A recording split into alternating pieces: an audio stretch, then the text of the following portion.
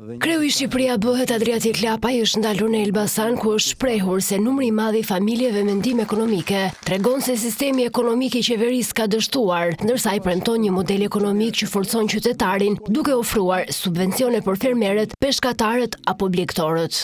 E nëse ne ja heqim saltaneteve të atyre që i keq përdorin dhe i sjellim te ata që i kanë duart me kao, janë 500 miliard lek që do të ndahen në mira e qindra, mira të paktën 300.000 familje fermerësh, dhe kjo është mënyra që ne ta ripopuojmë fshatin. Ndërsa këmbonguli për hapje në një banke kombëtare agrare për kredi të buta, Lapaj ndal edhe te farërat dhe dëmet që u vinë fermerëve nga farërat e Këshia.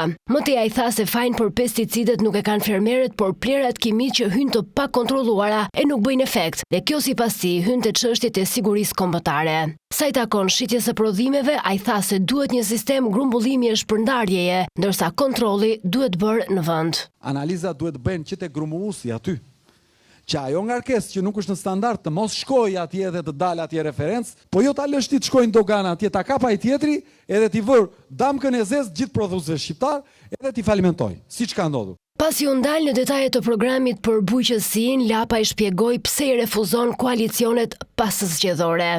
Ne nuk do të shkojmë me asnjë nga palët. Pse? Nuk mund të ketë koalicion dhe bashkëpunim me asnjë nga ata që mban peng Shqipërisë. Ai tha se synohet që Shqipëria të ketë zgjedhje ku administrata është e ndarë nga politika.